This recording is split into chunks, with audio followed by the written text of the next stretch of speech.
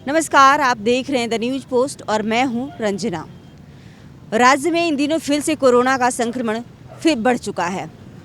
Corona संक्रमण का दायरा इतना बढ़ चुका है कि एक दिनों में जुलाई के बाद अगर देखा जाए आंकड़ा को तो एक दिनों में 300 से अधिक आंकड़े सिर्फ और सिर्फ बुधवार को आए हैं, यानी कि 29 दिसंबर को राज्य भर में जुलाई के बाद का जो आंकड़ा है वो 300 से अधिक आया है, जिसमें राजधानी रांची का आंकड़ा अगर देखा जाए तो 115 से अधिक यानी कि लगभग 120 के करीब सिर्फ और सिर्फ राजधानी रांची के आंकड़े हैं। मैं आपको हरमू बाजार का नज़ारा दिखाने का प्रयास करूंगी। आप देख सकते हैं किस तरीके से लोगों में जागरूकता की भारी कमी दिखाई दे रही है। आप देख सकते हैं सामने में दुकानदार के चेहरे पर मास्क नहीं दिखाई दे रहा है। छोटे बच्चे हैं वो भी बिना मास्क के सड़कों पर घूमते हुए दिखाई दे रहे हैं। ये शाम का वक्त जो है सड़कों पर अत्यधिक भीड़ का नज़ारा ये दिखाई दे रहा है। लोगों में जागरूकता की भारी कमी दिखाई दे रही है। देश में ओमिक्रॉन का दस्तक हो गया। 700 के करीब ओमिक्रॉन के नए मरीज पूरे देश में हो चुके हैं। इसी कड़ी में अगर बात की जाए तो राजधानी रांची समेत कोडरमा जिला दूसरे स्थान पर है और धनबाद तीसरे स्थान पर है। और जमशेदपुर संवाददाता द न्यूज़ पोस्ट संवाददाता ने जमशेदपुर उपायुक्त से बात करने की कोशिश की और जानकारी ली। क्या कुछ कहा, देखिए आप इस पूरे रिपोर्ट में। एक अरसे बाद जमशेदपुर में कोरोना संक्रमितों की संख्या में अचानक इजाफा हो गया है। डीसी सूरज कुमार सर हमारे साथ हैं, लगातार वो बैठकें कर रहे हैं। इन्होंने एहतियातन पहले ही जो है टेस्टिंग काफ़ी बढ़ा दी थी और उनसे हम बात करते हैं। सर, क्या कहना चाहेंगे शहर के लोगों को, जब लगातार अचानक कल 43 आ गए हैं और हर दिन आंकड़े बढ़ते जा रहे हैं, क्या कुछ कहना चाहेंगे? देखिए, मैं पहले भी ये कहता रहा हूँ और इस बात का बहुत बड़ा पक्षधर हूँ कि कोरोना का चूँकि कोई नोन इलाज नहीं है, तो सावधानी और सुरक्षा ही इसका एकमात्र उपाय है। और जो सबसे बड़ा कारगर उपाय है वो है वैक्सीनेशन। तो मैं एक बार फिर से अपील करूँगा कि जो भी व्यक्ति जिन्होंने अपना फर्स्ट डोज ले लिया है और सेकंड डोज नहीं लिया है और उनका ड्यू डेट हो गया है तो सेकंड डोज इमीडिएटली ले लें। जिन व्यक्ति ने अपना फर्स्ट डोज भी नहीं लिया है इमीडिएटली अपना फर्स्ट डोज ले लें। और जो अभी हम लोगों के सरकार के जो गाइडलाइन आ गए हैं उसके हिसाब से 3 तारीख से 15 से 18 वर्ष के बच्चों का जो वैक्सीनेशन होना है उसकी जानकारी हम लोग मीडिया के माध्यम से सभी को दे देंगे। तो उसमें अपने बच्चों का वैक्सीनेशन जो है वो इंश्योर कराएं। प्लस जो 10 जनवरी से है 60+ लोगों का जिनकी 39 हफ्ते हो गए हैं सेकंड डोज के बाद में 9 महीने हो गए हैं उनको बूस्टर डोज दिया जाएगा। तो वो बूस्टर डोज डेफिनेटली ले लें। और जो सेकंड सबसे बड़ा उपाय है वो है कोविड अप्रोप्रिएट बिहेवियर।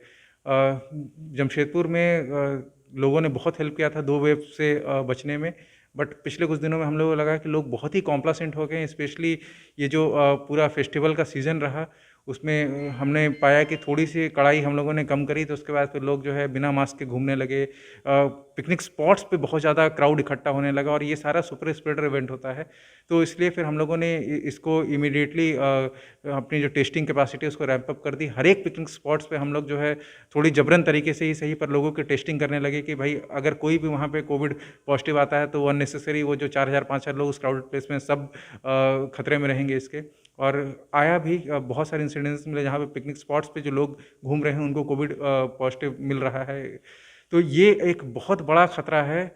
और इसके अलावा मार्केट्स में भी क्राउडिंग हो रही है। तो आज हम लोगों ने सारे प्राइवेट हॉस्पिटल्स के साथ में बैठ करके, सारे गवर्नमेंट हॉस्पिटल के साथ में बैठ करके अपनी स्ट्रैटेजी तय की है। और साथ ही साथ हमने राज्य सरकार से, आपदा प्रबंधन विभाग से एवं additional chief secretary health sir से भी आग्रह किया है कि ये जो पूरा रिस्ट्रिक्शंस है इसको वापस इम्पोज करने की ज़रूरत है इमीडिएटली। और फिलहाल के लिए हम लोग जो है पूर्वी सिंहभूम जिला प्रशासन बहुत ही सख्ती के साथ इससे जिस तरीके से पहले निपटता आया था वैसे ही निपटेगा। हम लोग रैंडम टेस्टिंग करवाएंगे, हम लोग हर क्राउडेड प्लेस में टेस्टिंग करवाएंगे।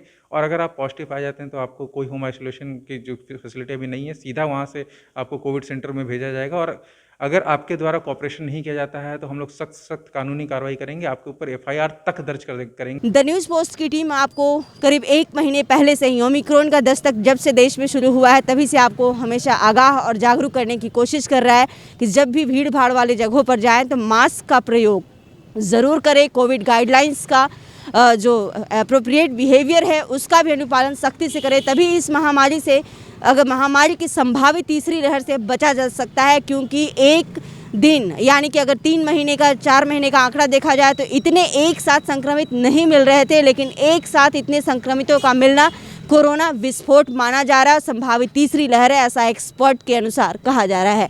इसलिए भीड़ भाड़ वाले जगहों में जाने से ज़रूर बचें और पिकनिक स्पॉट जो कि सुपर स्प्रेडर के तौर पर साबित होगा वहाँ पर भी जाने से परहेज़ करें। अपनी सुरक्षा और अपने परिवार की सुरक्षा अपने हाथों में रखें।